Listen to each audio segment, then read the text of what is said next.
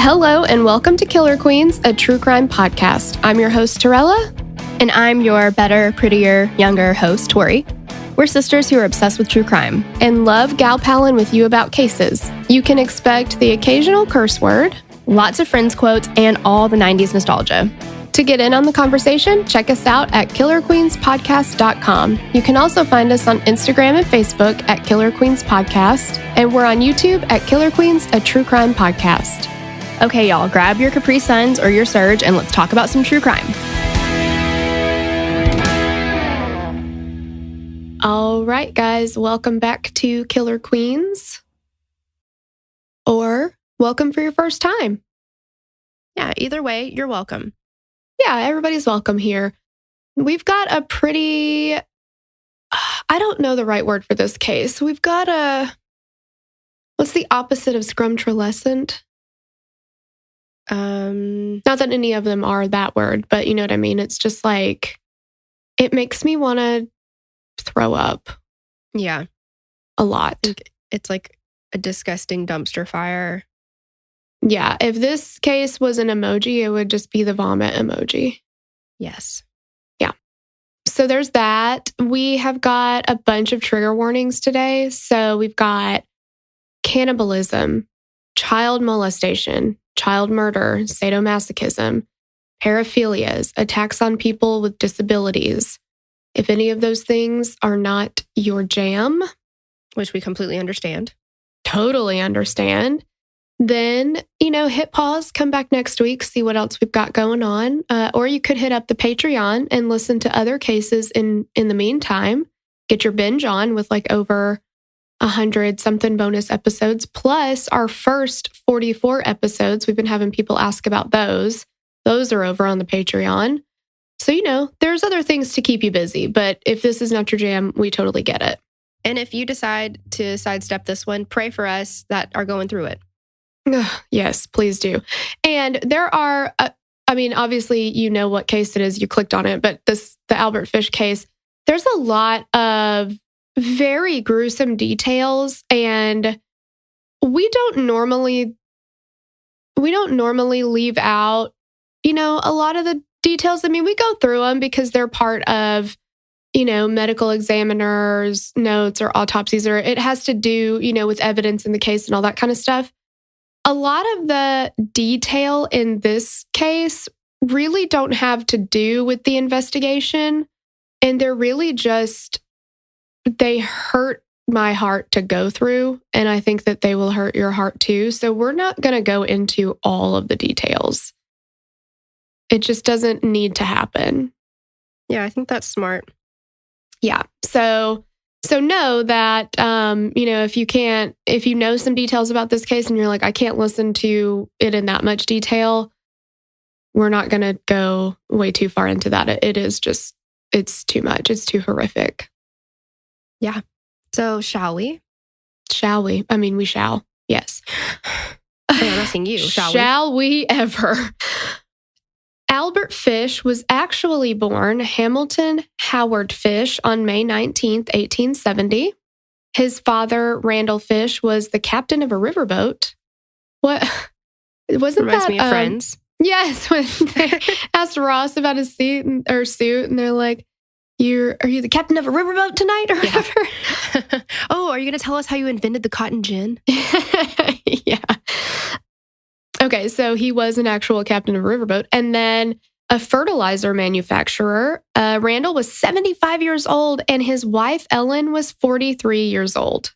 Jeez Louise, that is the biggest age difference. Yeah, never heard of that. Like, I've heard of people being like 15, 20 years apart. 43. That's a ton. I do think that it's important to note that Albert's dad was in the shit business, and that plays a part a little bit later. Oh, I see that. Yeah. Maybe it was just, he was primed for it. Maybe. Just in his blood. It's in your blood. He was the youngest of 4 living children. There was Annie, Walter, and Edwin. And because he was given the nickname Ham and Eggs, he decided he wanted to change his name. I wouldn't want to be called Ham and Eggs either, to be honest. I wouldn't either. Kids are so fucking mean. mean? And some of the things that they come up with are so creative. Because you got to give it to him. It's creative. Who would have thought of that? I would never have thought of that. Yeah. But it's also really, really cruel. I know. It's like, why? What is the point? Yeah. People are so mean. When our friends were pregnant with their son, they were like trying to go through names of what they were going to name him. And my friend was like, okay, for every name that we're like, okay, this is on the list, like we could potentially name him this. We go through all of the cruel, hateful, mean nicknames that kids could come up with in school. And they were like trying to avoid those like hateful names. So they ended up with Tucker. And she was like, the worst I can really think of is Tucker the fucker. And he probably will be kind of a fucker sometimes. So I'm feeling like that's going to be okay. I was like, okay. So I love it. That's so funny. That's what we got. She was like thinking it through. But who would have ever thought like, okay, Hamilton, no, they're going to call him Ham and Eggs. We better go with something else.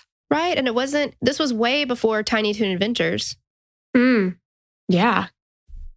Wow. They're real trendsetters here. I know. Paved the way. If we're being honest. Okay. So he didn't like Ham and Eggs. All right. We get it.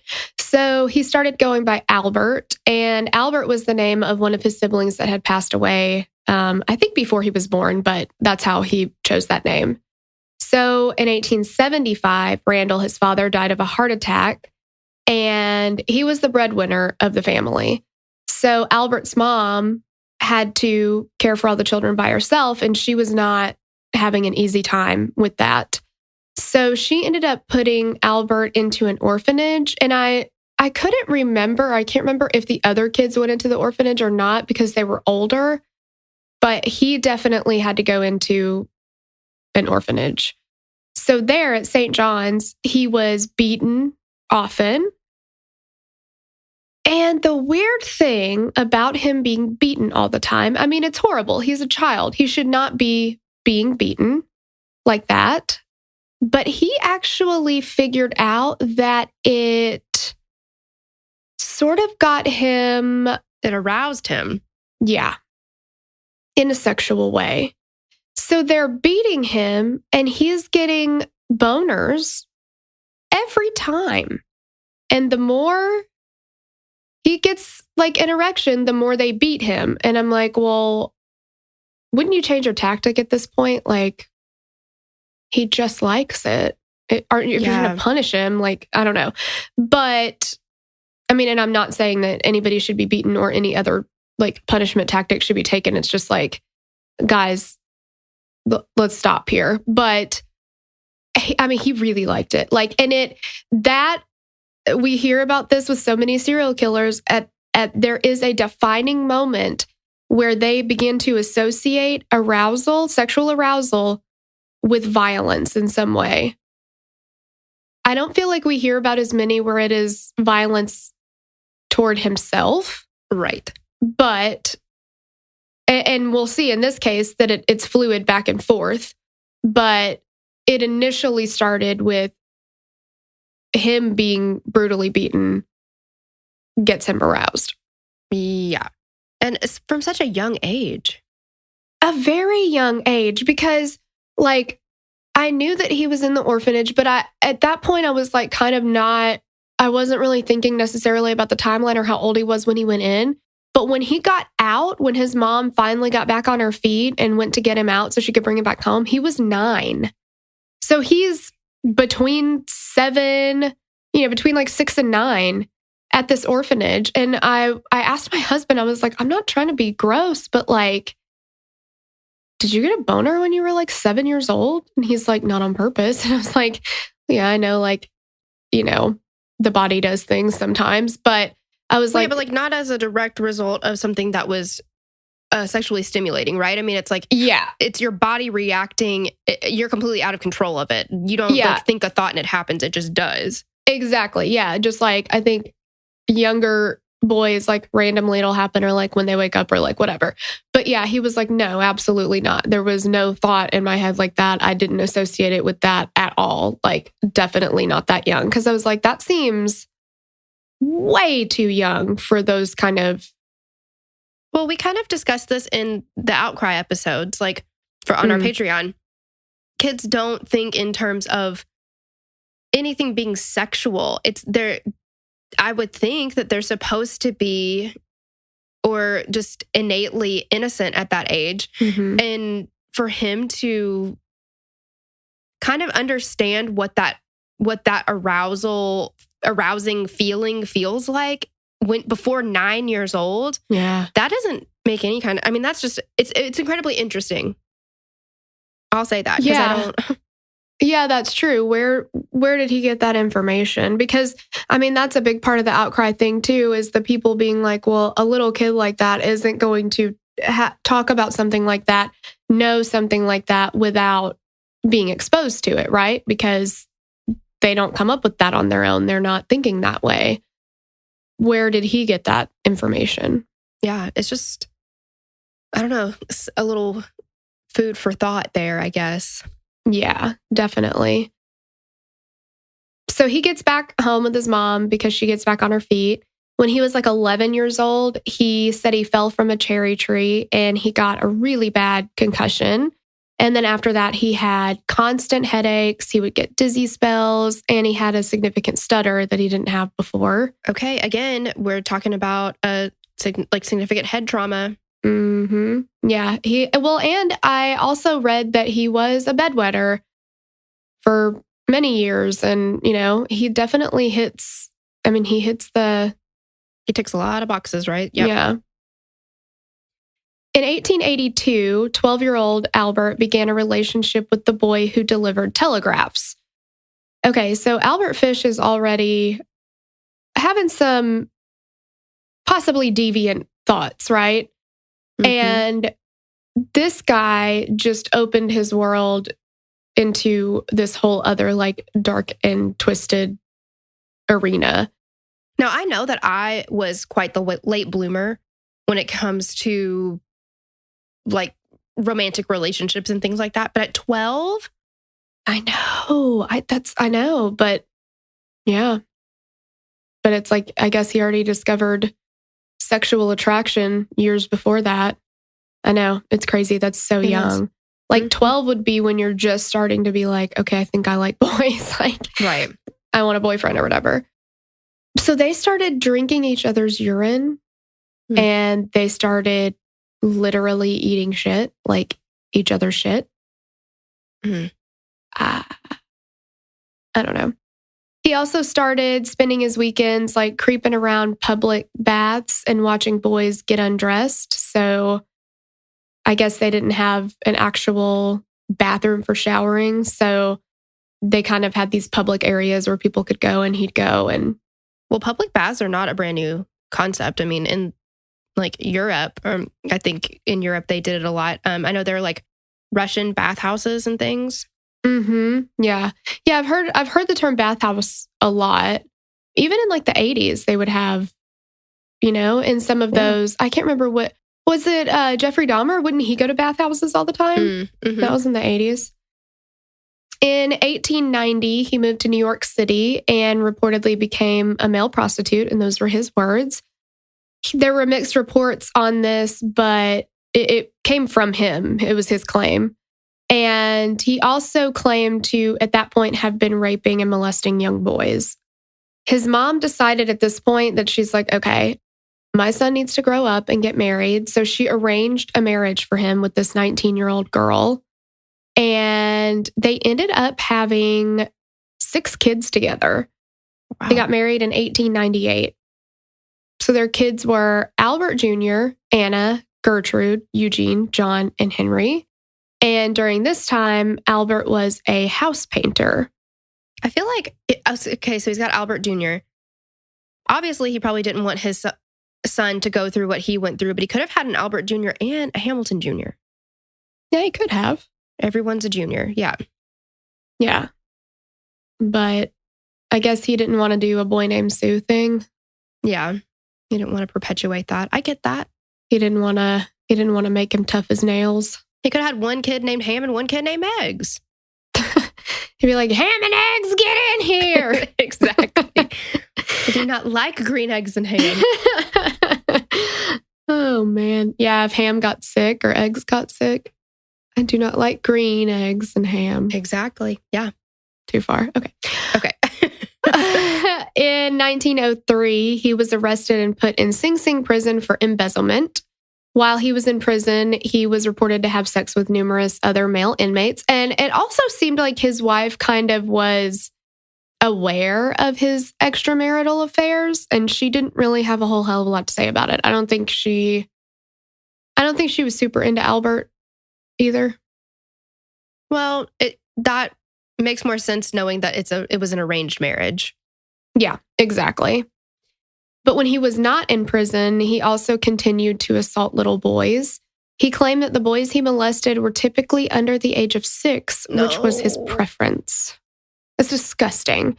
I was playing with my kids last night and, we're running around and, just having fun. And I'm just watching them and thinking like, what a sick fuck this guy is. Like, I don't know. They're babies. I just do not get it. No.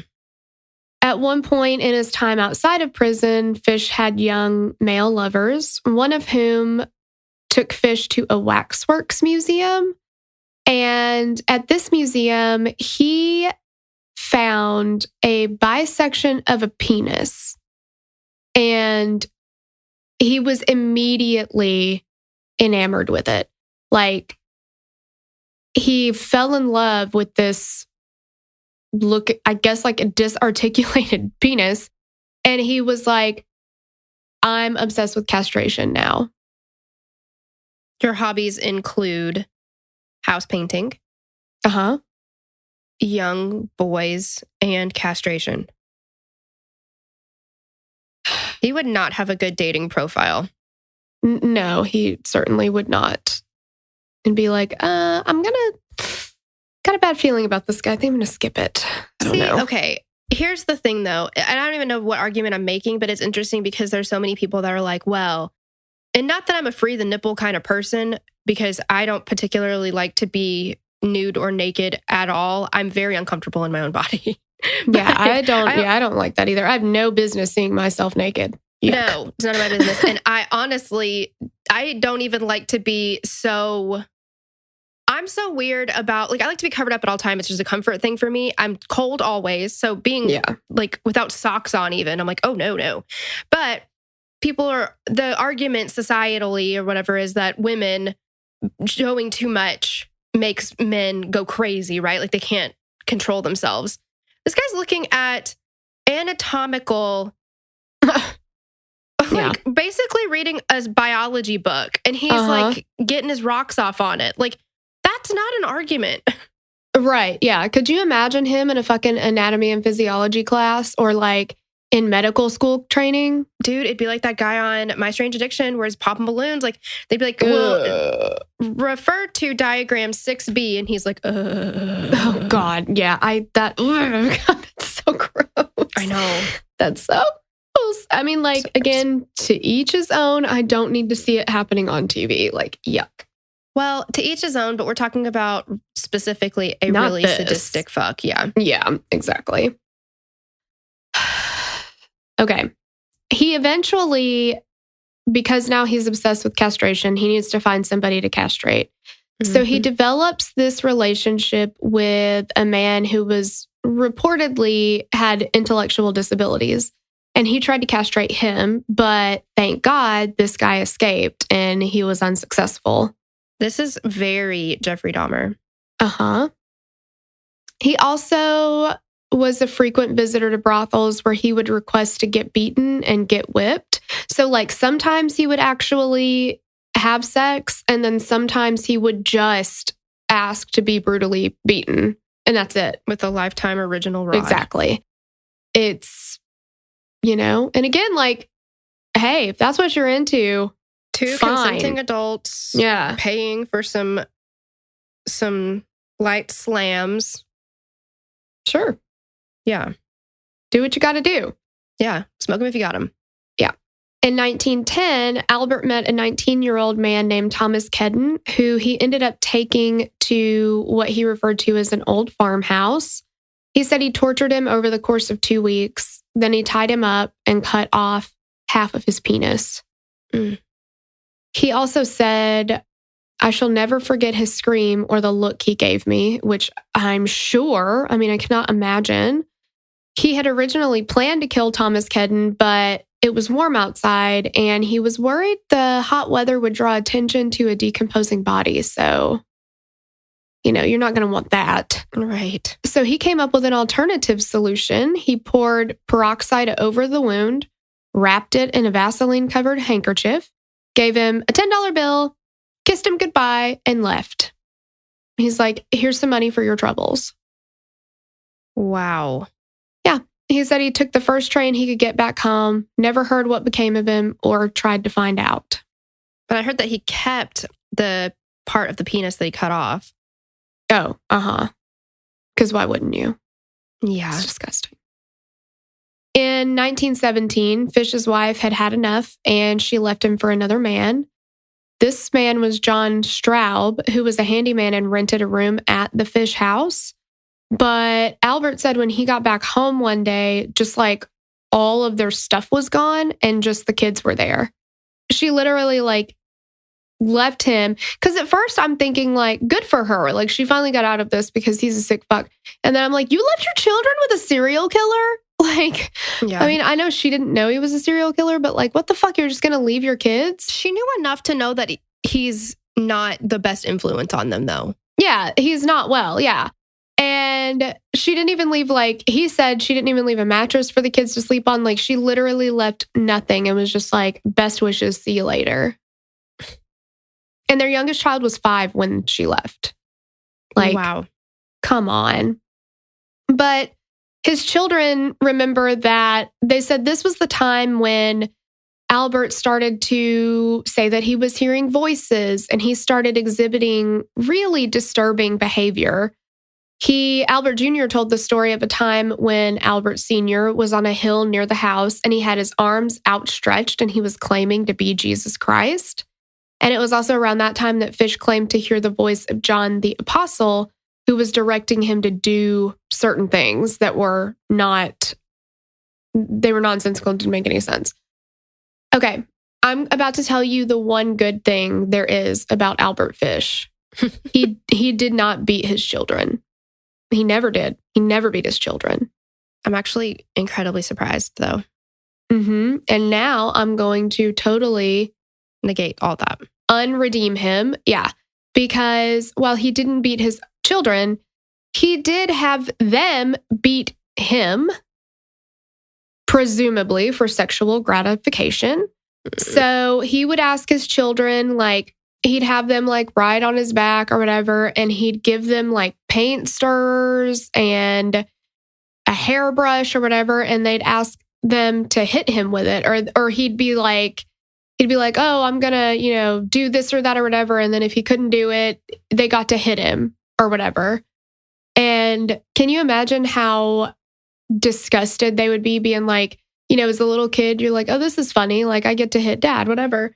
And then you grow up and you're like, ew, he was doing that to get his rocks off. Well, I mean, you could imagine, though, depending on what he's wearing, you would see a bulge.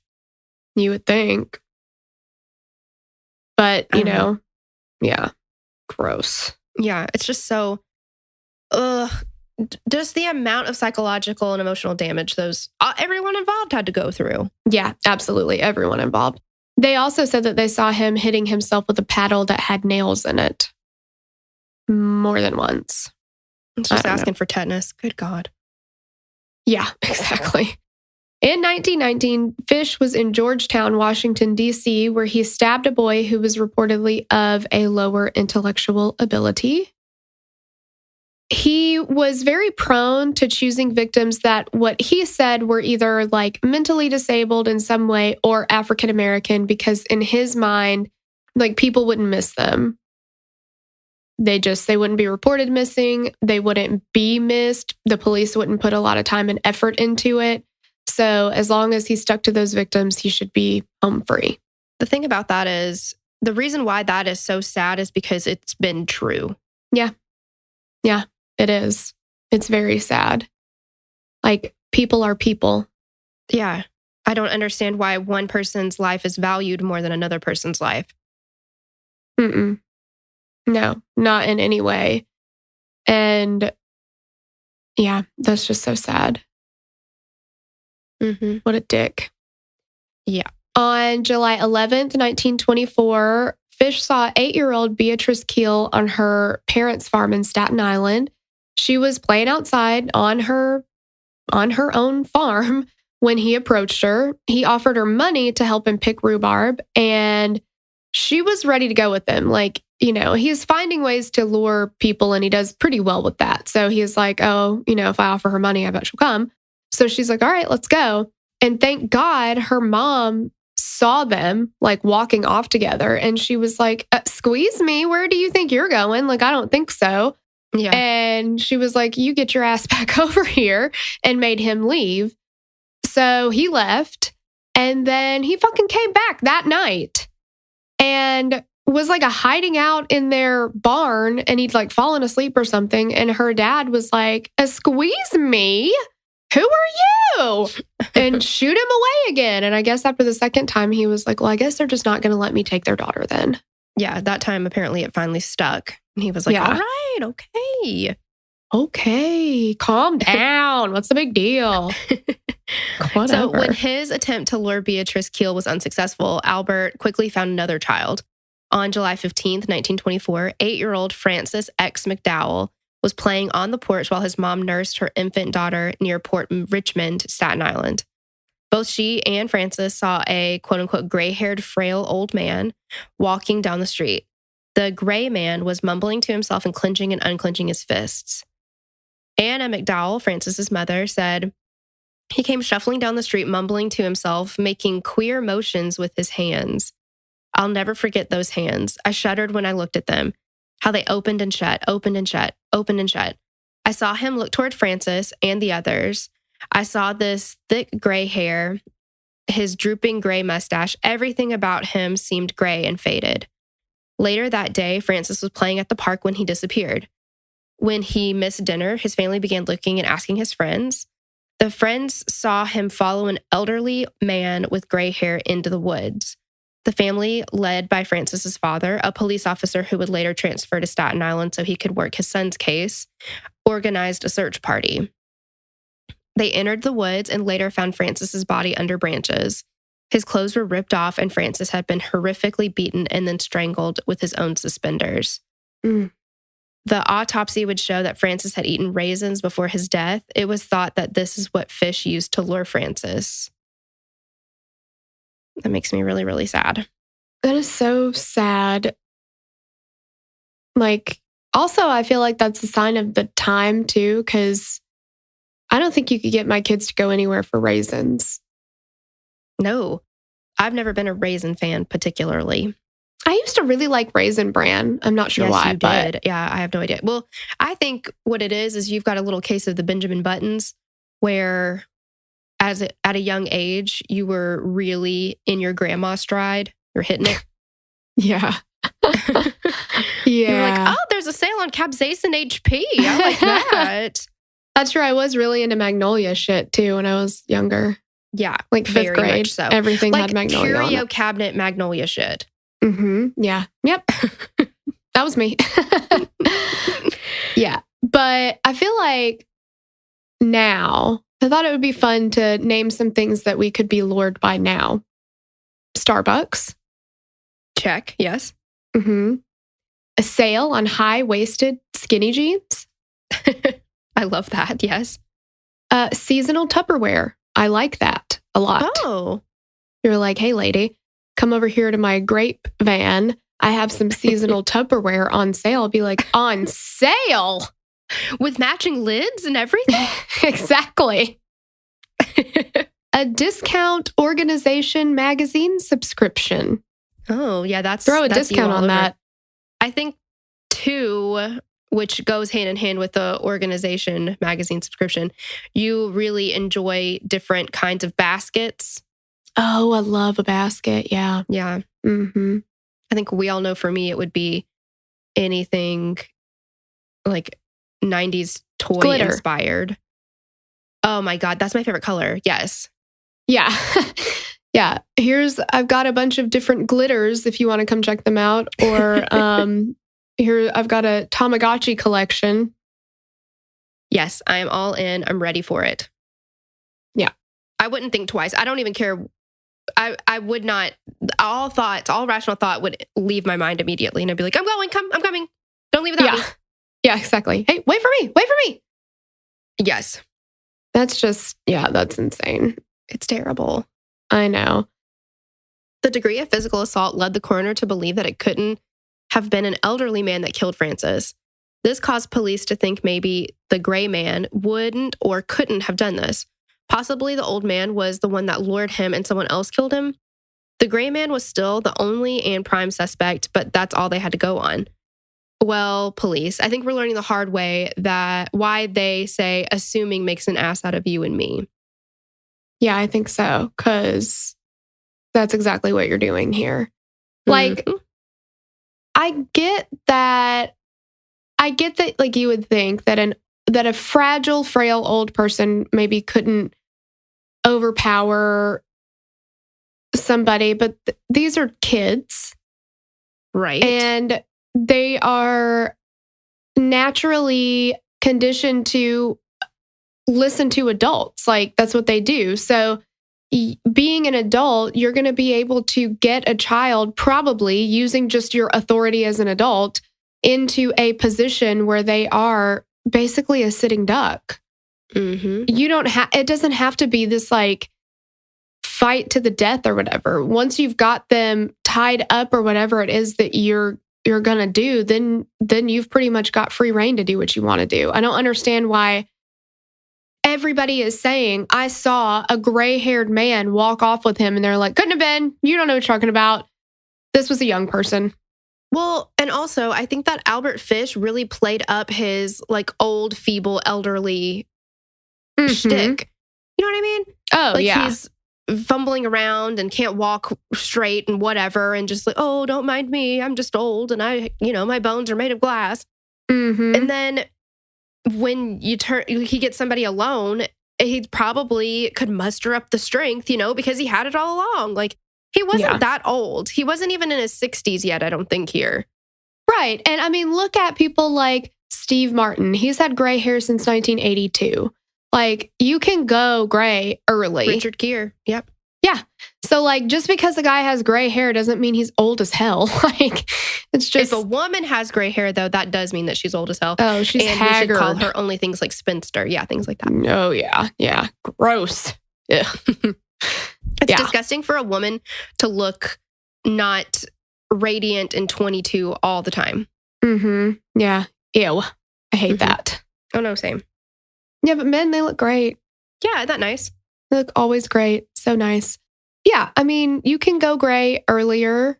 You don't have to. And like you said, he's playing that up too. So he's just like, oh, I'm so old. And like, you can carry a cane and not need a cane. Like, exactly. I don't know if he carried a cane, but I'm, just like, there are things that you can do.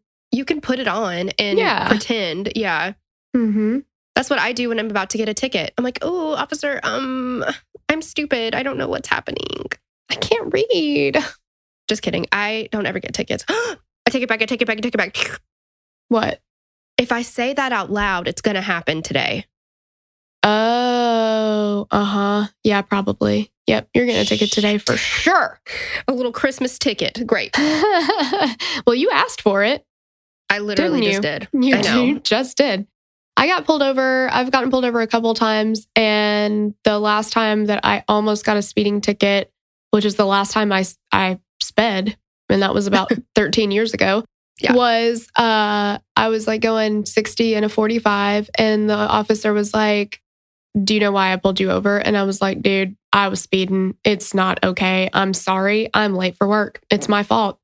But I don't want to be late for work, and I don't want to get in trouble. So I was speeding, and I'm sorry. He was honest. Like, yeah, he was like, you know what? Because you're that honest, I'm just going to give you a warning. And I was like, are you serious? And he was like, yeah. I love it. So he didn't give me a ticket. People respect the honesty.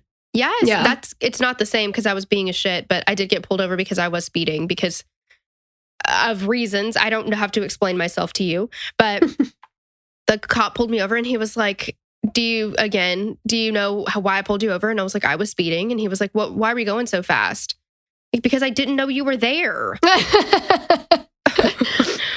Why do you think? If I knew you were there, I wouldn't have done it.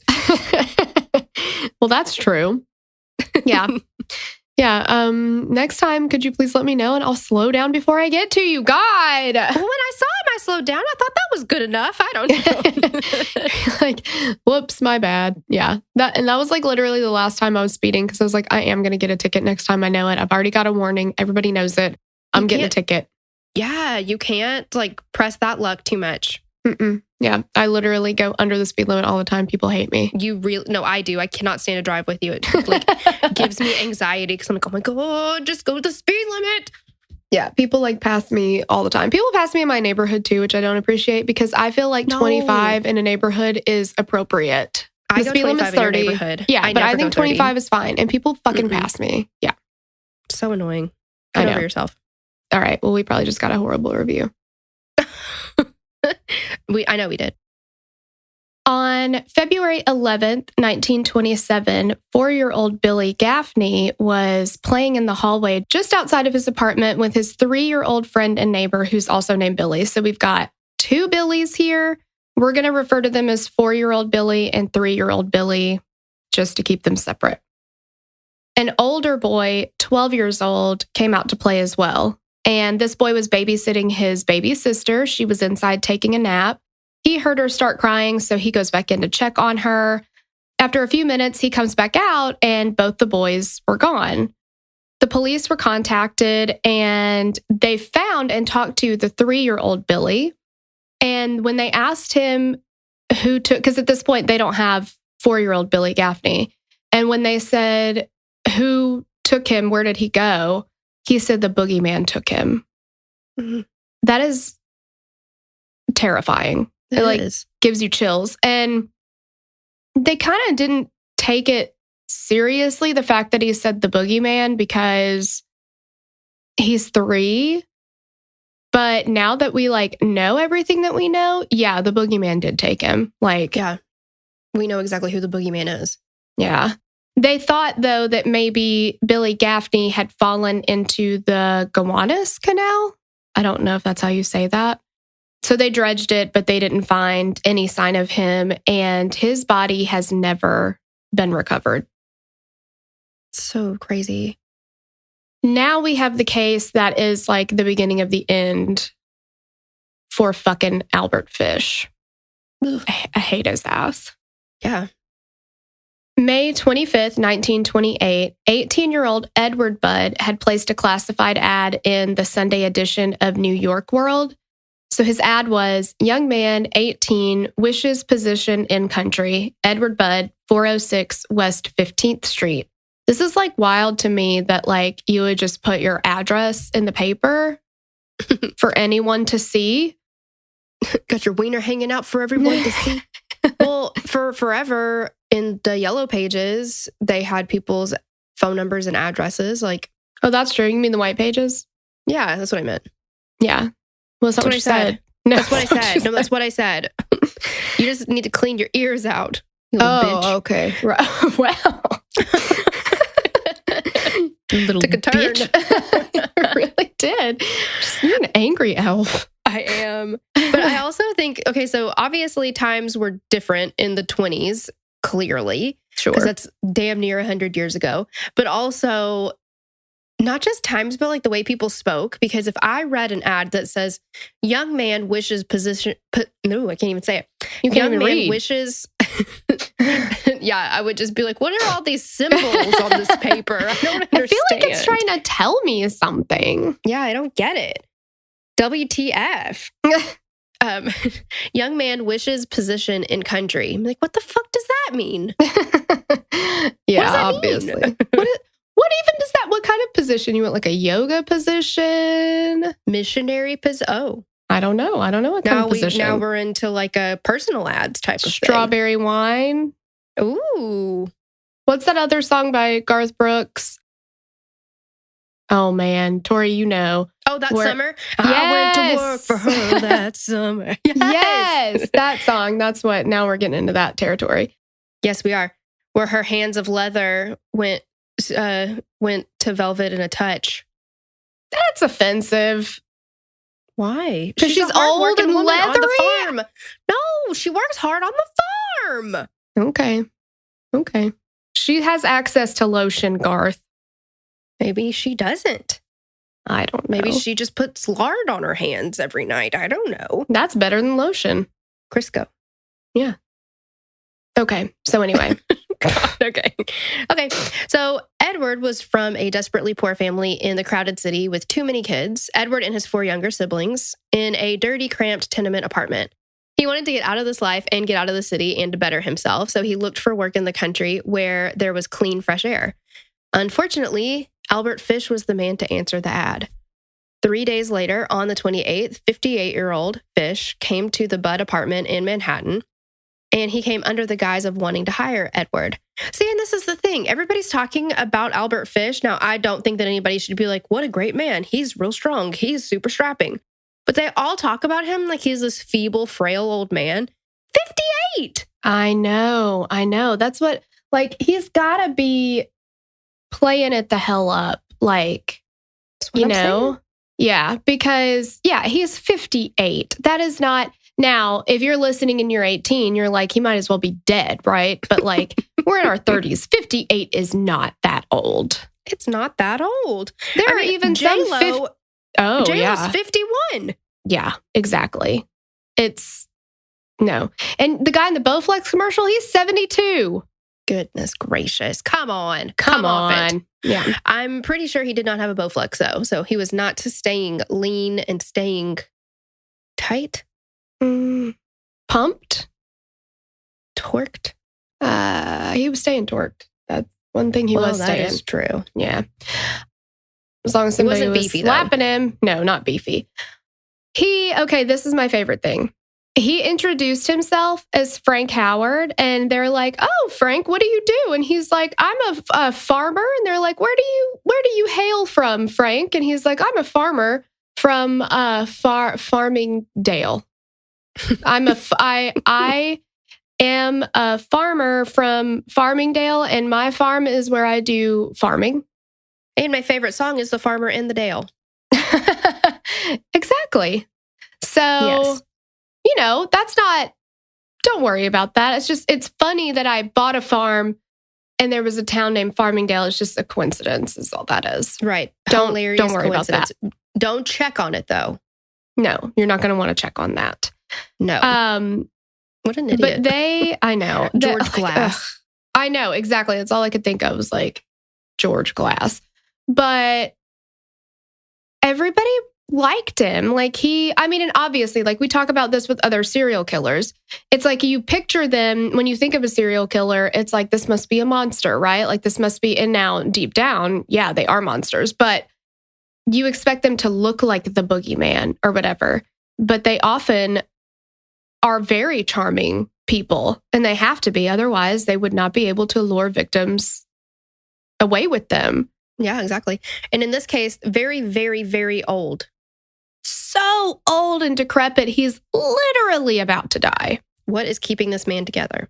Nobody knows. Nobody knows.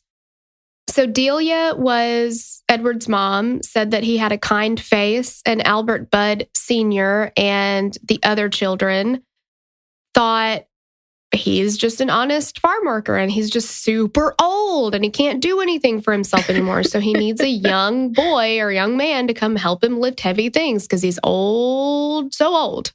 He's probably incontinent, and he also probably doesn't have any teeth left because he's so old. You look so old. And she was only in her probably mid-30s then. Old. Bless her. I know. You look so old. But he wanted to hire Edward and then his friend Willie. And I'm surprised that guy's name wasn't Albert as well. There's a lot of Alberts. Frank told the Budds that he was a father of 6. His wife had left him, and she took the children over a decade earlier. Liar, liar, pants on fire. He had farm hands, but one was leaving him, so Frank needed to replace him. And he offered Edward and Willie $15 a week each, which was like a huge deal to them. And they were like, this is a great opportunity. Like, this is exciting. So he's like, okay, great. I'll come back in a few days to pick them up. And then he didn't show up. So instead, they got a handwritten telegram from Western Union stating that he'd gotten held up and he'd be there by the next day. I do not know why he did that. Yeah, that doesn't make any sense. I don't know what happened to have held him up, but again, this is like going to be his undoing, but he sends a handwritten letter. So he does show up on June 3rd, and he came bearing gifts for everybody. He brought strawberries and creamy pot cheese. Creamy pot cheese. Gross. Sounds really gross. Yeah. I don't know if that's like a fondue. Like strawberries like, and pot cool cheese. Cats and kittens. Have you ever tried fondue? Yeah, this is, that sounds just yucky. It's like, dip the strawberry in your pot cheese. Yuck. But he was like, this came from my farm in where I do farming in Farmingdale. And the family invited him to stay on for lunch. And so he did. And of course, he's like chatting him up and everything's great and all this stuff. They send 5-year-old Beatrice to retrieve Edward from his friend's apartment. And Albert Fish, Frank Howard, whatever, gave her a nickel for her help. So he's like throwing money at them, right? He's like, oh, I'm such a help to you guys, right? Like, here I am. I've come into your lives. You need this money. And like, I'm just giving everybody money for their, little bit of help. I'm so sweet, like whatever. Well, he's probably like really blinding them with all this money and like disarming them because he's like, ooh, here's this. Yeah. And they're like intoxicated by it. Yeah. Yeah. And he told them he'd earned his fortune as an interior designer. And then in his retirement, he bought a 20-acre farm with his savings. This is like when fucking Robert Durst on his apartment application was like, what's your job? And he's like, chief botanist. It's like, no, it's not. Friggin' idiot. Well, that's something a rich person who has no concept of reality. Yeah. Like, oh, I'm an interior designer. It's like, right. Okay. Like, okay, Joanna Gaines, who do you think you are? Exactly. I don't see a magnolia anywhere. Right? What was, Hildy from Trading Spaces? Oh, Hildy. I'm sure he walked in, he got all his money because he was like, I think what we need to do is we need to super glue a bunch of fake flowers all over this bitch. And then bring in some sand for the floor. Was it your favorite Hildy? I think, yes, because she was the worst. Oh. Anytime she was on there, I was like, yes, because somebody's shit was getting fucked up that day. Oh, I thought you genuinely liked her designs. No. Oh, okay. Well, that makes me feel better then because I was worried. She's batshit crazy. Okay, yeah. Okay, so he's talking about his interior design efforts, accomplishments.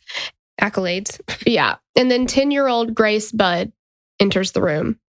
And she was described as having huge brown eyes, dark hair, pale skin, and pink lips. So he originally came to the house with taking Edward, right? And then he found out that Willie wanted to come too. So he's like, okay, well, that's a bonus. But when he saw, I guess she went by Gracie. When he saw Gracie, she was wearing her white silk confirmation dress, white silk stockings, and a pearl necklace because she'd just come from church. And he immediately changed his plan, and his only intent was to take her at that point. 10 years old. Mm-mm.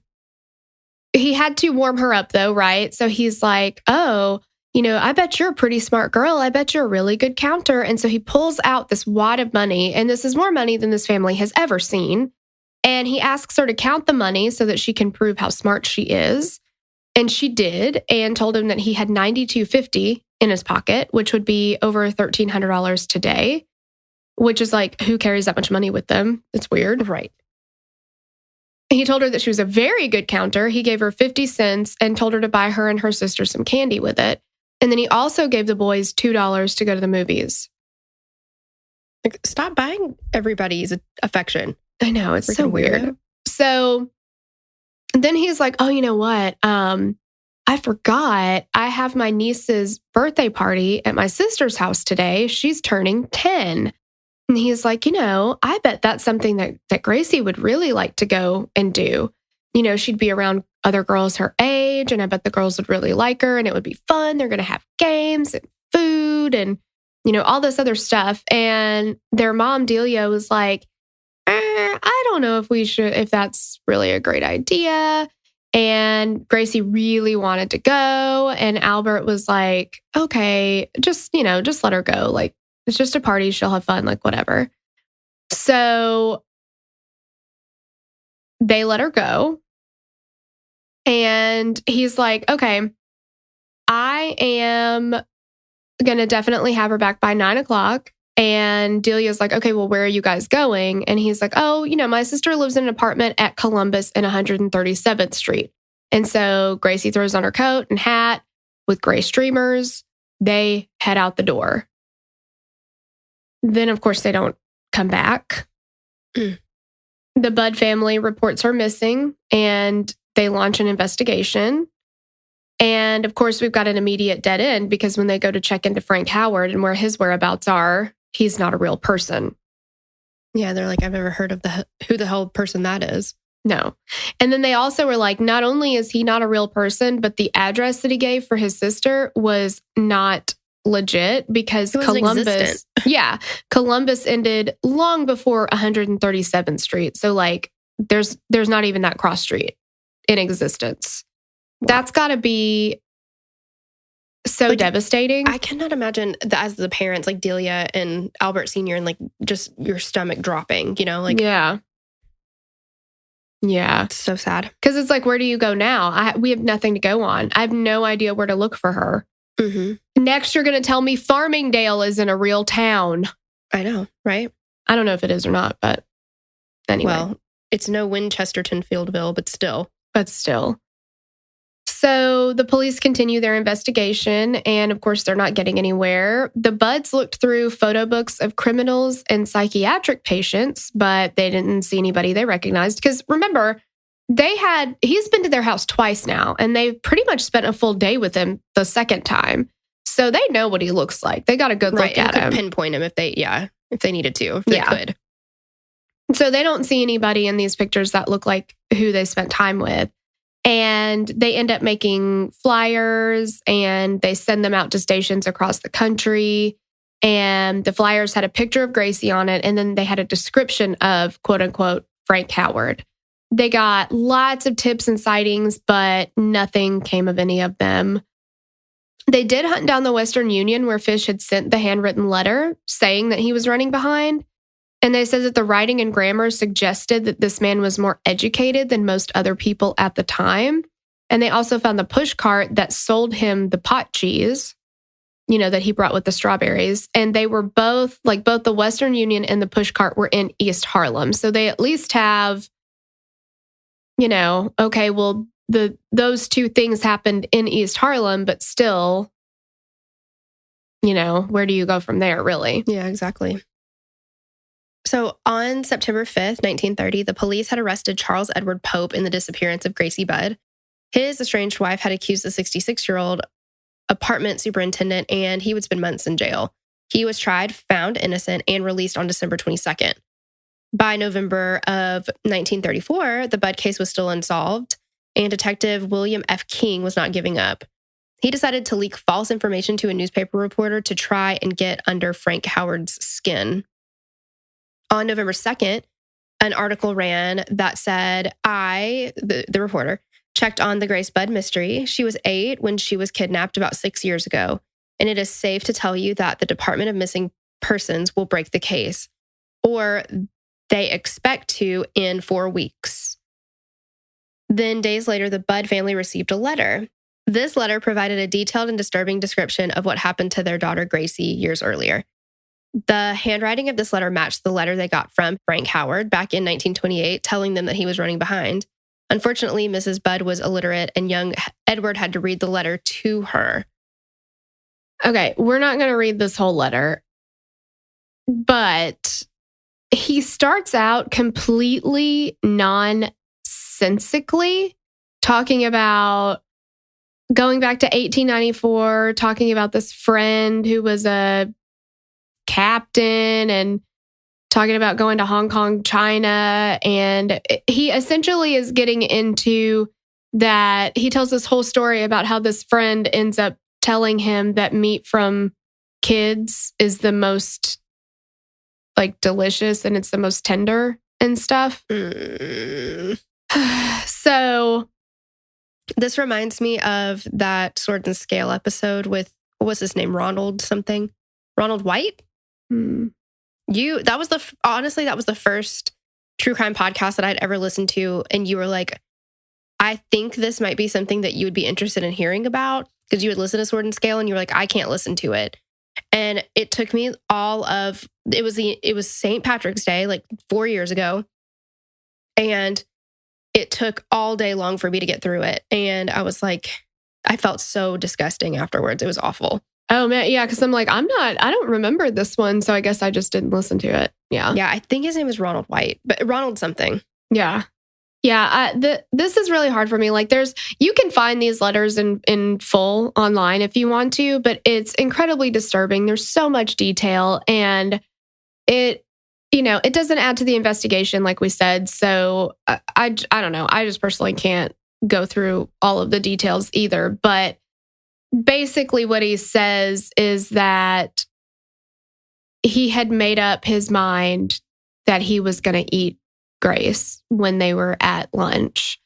And he, of course, did not take her to a party. He took her to an empty house that he'd already picked out.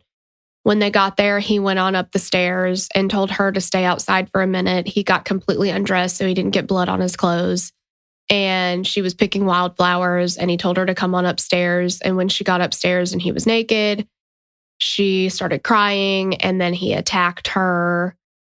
And he said she fought very hard. And he says he choked her to death and dismembered her. And he says that he ate most of her body. And over the course of 9 days. And the way that he writes about it is absolutely disgusting. Like if you see the way he talks about it to a child's mother, right? To her family, it does seem like there's something not right there, right? Like maybe he does have some form of, I don't know, but there is nothing ever in this man's history. There is nothing ever that could have ever happened to him that will make me feel any ounce of like feeling sorry for him, sympathy for him, anything like that, because of the way that he talks about eating this woman's daughter. Don't fucking tell me that that this isn't just you being evil. That's all there is to it. No, I totally agree, because I think from the letter, and of course we didn't read it verbatim because of our hearts and feelings, but in the letter, it has this tone of him kind of rubbing it in. And I don't see remorse there. I also don't see, I think we've used the term, like, mental illness doesn't know that it's wrong. So to rub it in like that, if you were going to say that mental illness played a part in this, I don't think that he would know enough to, it wouldn't be so malicious. He wouldn't come at it being like, ooh, look what I did. Right. Yeah. I don't buy it. I just don't. No, I don't. And whether or not he does have, some issues there, he's not criminally insane. I think he has a better shot at convincing me that he was taken over by a demon and needs to be exorcised than saying mental illness, because it just doesn't pan out for me. I don't know. It's going to be a no from me, dog. Exactly. This ain't it. And you could argue, you have someone who is capable of doing something like this is insane, but that's not a medical assessment. That's a judgment call. Right. Yeah. The thing about the letter is, though, that as outrageous as it is that he sent it, how hateful it was that he sent it, it's kind of, in a way, a godsend to the investigation. because it had an emblem on the envelope, which was NYPCBA. SECRATP. Yes. Like so many letters. And that turned out to be an emblem for the New York Private Chauffeurs Benevolent Association. Everybody knows about the NYPCBA. I know. I donate $40 to the NYPCBA every year. You get your NYPCBA commemorative pin every year for your kind and generous donation. Yes. Yeah, I have 30 of them. Of course. I Sure wear them you every do. day. Of course you do. But they go to this place and they found out that all the members, now this is so wild, but like amazing. They make everybody who's a member do a handwriting test and they keep it on file for comparison. For the Private Chauffeurs Benevolent Association. I don't know why, but They take it seriously over there. right? It's pretty crazy. So when the police get there and they want to find out like who could have sent the letter, a janitor came forward and he was like, look, listen, I took some of the stationery and I left it in my room where at this place he'd been living. I guess he'd been renting a house or a room. So I know that. He'd been in a rooming house at 200 East 52nd Street. I even know where it is. I don't know why I said I guess. I actually know everything about it. Very, very detailed. I have really good guesses. Information. Yeah. I guess it was at 200 East 52nd Street. You're such an oracle, I swear. I know, it's crazy. But it was occupied by multiple people. So the janitor had recently moved out and then another man had moved into that room. Well, he left it there. So the landlady confirmed that a man matching the description of the quote unquote gray man had been living in that room for the past 2 months. And she gave them his name, which was Albert Fish. This dumb bitch. I mean, keep writing letters. Keep sending handwritten shit, dude, all day long. Go ahead. Well, yeah, but thank God the police were like, well, we're actually looking for a Frank Howard, not an Albert Fish. So we're going to be on our way. Yeah. Thanks for helping. Wrong guy. Thanks anyway, though. Clearly not the same person. Right. Unfortunately, Fish had left the rooming house a few days before that, but he did ask his landlady to hold a letter that was supposed to be coming for him. So it did seem like he was going to be coming back. But at this point, he's almost being solely supported by his son, Albert Jr. So Albert Jr. worked for the Civilian Conservation Corps in North Carolina, and he would send money to his dad. And the last check was the one that Albert Sr. had asked his landlady to hold for him. So he can't keep his check from him, you know? He's definitely going to come back to get that no matter what. The detectives intercepted the letter, and the lead detective on the case, William F. King, hung around the rooming house waiting for Albert to return. And when they encounter him, he tried to evade arrest by whipping out 2 razor blades to attack the detective. He's like, it's the Peaky fucking Blinders. What are you doing? Right? He like had a lady bick. And he's just like, I'm your Venus. I'm your fire. Yeah. Probably not a Venus. I don't know. Yeah. Those aren't so dangerous. I don't know. They've damn near taken you out multiple times. Okay, that's true. On your kneecaps. I have no business needing 5 razor blades to shave my legs, okay? No, you can do enough damage with one, sure. Yeah. So they get him anyway because like whatever. And I think he like grabbed something else and tried to use it as a shield. Like he was just like, you'll never catch me alive. Or I don't know. It's just like, what are you going to do, dude? Like, you're done for. Yeah, they have guns and you have 2 tiny razor blades. Mm-hmm. And you're a feeble old man. Yeah, and you're using a pillow as a shield. Like, stop it. Come on. So he was arrested December 13th, 1934. He was 64 years old by this point, and it had been 6 years since Grace Budd had disappeared at that point. So at this point, though, he just didn't care anymore.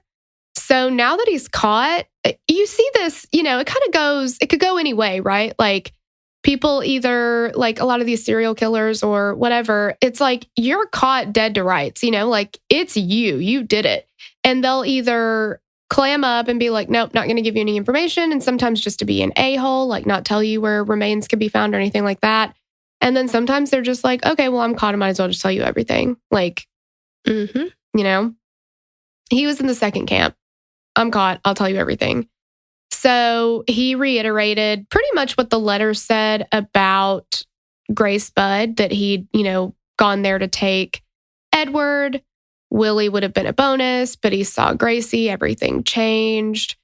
There's some, I don't even know if it's debate. He says in the letter to her mom that he did not rape her, but he tells the police that he did. So I don't know. But here's my theory on Albert fucking Fish. I think that Albert Fish is one of those people, or was one of those people, that it's like a shock value type of thing. He wants to be the worst of the worst. So he's going to say anything that he can, true or not, to incite fear and hysteria in whoever he's talking to. So he's just going to say the worst kinds of stuff. So people were like, oh, dear God, I can't believe this person is capable of this. Because why else would he send the letter that he sent? He wasn't doing it out of the kindness of his heart to be like, hey, you don't need to worry anymore. Your daughter's not going to come back to you. The things that he wrote in that letter were just to be shitty and to shock the people. Yeah, absolutely. Just hateful. Yes. Yeah, he's such a bitch. Or he was, whatever. But yeah, he went back and forth on that. Like, yeah, I did. No, I didn't. Yeah, I did. So, I mean, it's just shitty. Yeah. The police ended up going back to the house because, he took her to that abandoned house that he'd picked out or whatever. And they did find some remains. They said that he was not displaying characteristics of psychosis. He was called a psychopathic personality without a psychosis. He was calm and composed. A psychiatrist involved with the case said there was no known perversion that he did not practice and practice frequently. Basically, like, if you can think of something fucking horrible, he did it. Yes, but he was not in a state of psychosis, which I think is exactly what we already discussed. Yeah. He's incredibly fucked up and did some really terrible things, but mental illness, I don't think, plays a part in this. No.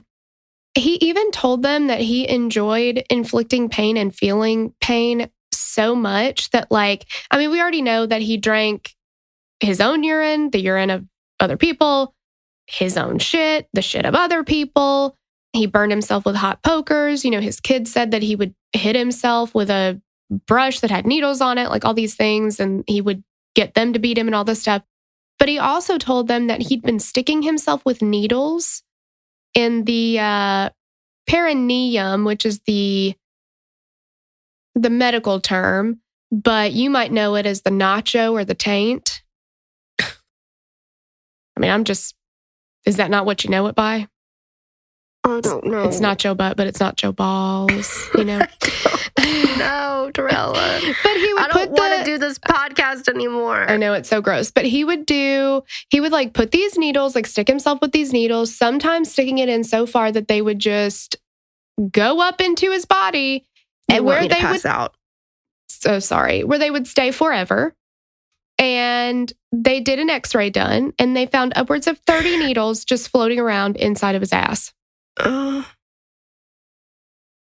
mean, so why is one of his nicknames, I guess nobody knew about it, but he's like the pincushion fish. Yeah. Oh yeah, he is a pincushion for sure. 100%. He ended up trying to claim insanity, of course. He said that the voice of God was telling him to kill children, but the jury was like, I don't fucking think so. And he was found guilty of the premeditated murder of Gracie Budd. He was sentenced to death and he went to Sing Sing. And they, at this time, his kids were grown. Their ages 21 to 35 when he was arrested.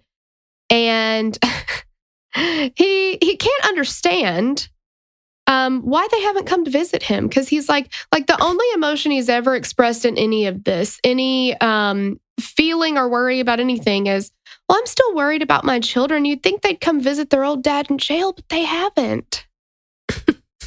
Why do you think that is, Albert?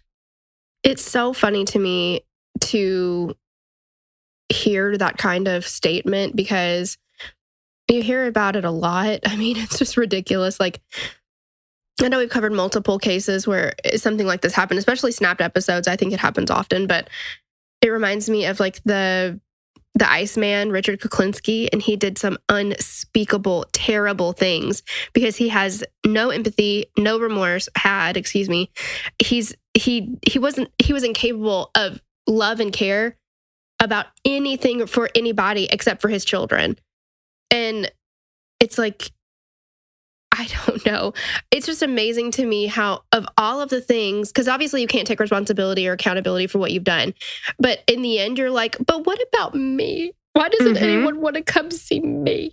It's like, get over yourself. Why do you think they want to disown you and not even remember that you're a part of the family? Exactly. Like, let's put some fucking facts together, you idiot. Like, you're not this guy who's been running around like donating meals to the those who need food. You're like, God, fuck off, dude. Maybe they want to forget that you even exist because you're a piece of shit. Yeah, and now they're going to spend the rest of their lives needing therapy or being in therapy, and I sure hope they got it, because I can't imagine what they had to go through after that. Well, let's say that he didn't commit the murders that he committed, that he didn't do the unspeakable things that he had done.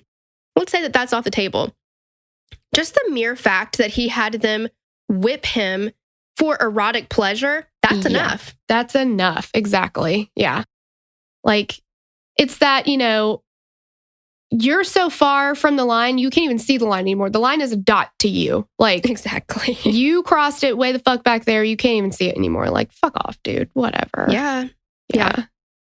So he was obviously found guilty for the murder of Gracie Budd. He ended up telling police that he had, quote unquote, children in every state. And he says at least 100. So he's trying to claim responsibility either for many more murders, or he's saying he fathered that many children. But I think he's trying to say he had that many more murders. The murders. Yeah. And he did end up confessing to the murder of Francis McDonnell. He confessed to that after he was sentenced. And he also ended up confessing to the murder of Billy Gaffney. And there was a witness that said that he recognized Albert Fish as the man who he saw with a young boy that matched Billy Gaffney's description at the time that Billy Gaffney had gone missing. So he said he saw this man getting onto a trolley with a little boy, and the little boy was crying and he wouldn't stop. And he said he specifically remembered it because it was February and the boy didn't have a jacket or coat and he was crying for his mother. And he said the boy had to be dragged on and off the trolley by the old man. That absolutely fucking breaks my heart. And Billy Gaffney's mother went to visit him in prison to see if she could get details because, even though he said, yeah, I did it, he was never formally charged with it or anything like that. So he ended up giving her an incredibly detailed confession. Again, you can find this online. I'm not going to read it. I can't. I just cannot.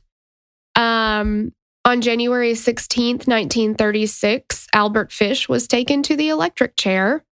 On his way to Old Sparky, Fish told the police officers, "It will be the supreme thrill, the only one I haven't tried."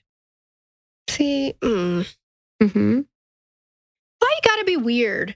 He's such an asshole. He was strapped in and reportedly said, "I don't even know why I'm here." Like, okay, whatever. And they flipped the switch at 11:06 p.m. And they said, it's like kind of like a little urban legend now, that it took him longer than usual to die because the needles in his body conducted the electricity. Whoa. And my favorite part of the whole thing that Sloan wrote was that needly taint bitch was finally pronounced dead and later buried in the cemetery at Sing Sing. Needly taint bitch. I love it. Because that's what he is. Oh my God. No, it totally is. This is one of the only, well, that's not true. This is one that's coming to mind because we're doing it. Where, remember on the Green Mile when fucking Percy, you're supposed to wet the sponge and he didn't? Yeah, that was awful. But I'd be okay if Albert Fish met that end. Mm-hmm. Yeah, I don't give a flying fuck. Yeah. But the thing is, he would have too. Like, he would have been like, he would have yeah. He would have been okay with it. He would have been happy about it. Yeah. So then it's like, you don't want, I know. It's so fucked up because it's like, you almost just want him to get life in prison so that he has to like spend the rest of his days and, you know, all that. And I know, again, there's so many feelings about the death penalty, the electric chair in particular. It's barbaric. It's heinous. There is not one thing I can think of that would be too barbaric for this guy. See, yeah, that's the thing, because a lot of times, you know, it's that eye for an eye mentality, but he would have preferred it. Mm-hmm. Yeah. He's ridiculous. But yeah. There's a couple of other murders that they believe that he was involved in, but honestly, the victims are they're older than his kind of go-to. Although, I mean, he wanted to take the older boys at the Bud's house, so... That's true. Yeah, I'm not sure. Yeah, I think he was kind of, you know how Israel Keyes talked about, like, okay, well, that's not ideal, but it's who I have available because there's nobody around. It's opportunistic, yeah. Yeah, I think he was pretty opportunistic too, but he's never been, I mean, it's never been confirmed any other victims for sure. Mm-hmm. We did also want to mention, and I'm glad, thank you, Sloan, for putting this in here, in our Facebook Hangout group. So we've got like our discussion group, which is anybody who listens to the show can join it and like, you know, talk about cases and stuff like that there, or 90s shit. We talk a lot about 90s shit too, but Aaron Call. Yeah, but we have a Hangout group, which is for our Patreon members, $10 and up level. So it's just a little smaller and get a little more kind of intimate discussion there, I guess. But Aaron Call posted a meme about serial killers getting cool nicknames and like making them sound badass, but we should really be giving them like, you know, stupid names that make them sound like idiots. And she suggested we should have a segment where we come up with stupid names the serial killer should have had. So Sloan went with this and kind of ran with it. So Fish was known as one of America's most notorious and disturbed killers and had been called many names: the Moon Maniac, the Gray Man, the Werewolf of Wisteria, the Brooklyn Vampire, the Boogeyman. And I do like your pincushion. Something about pincushion. I can't think of anything else. Yeah, pincushion should be in there. She also came up with the pee-drinking pedophile, which goes. The Grody Geezer. I like that one. Oh, I do too. Farmer from Farmingdale who farms on his farm. Yes. Yeah. Fish and shit, like fish and chips, but he ate shit, so it totally fits. And my personal favorite as well, Needly Taint Bitch. Yes, I do enjoy that one as well. That's exactly what he is.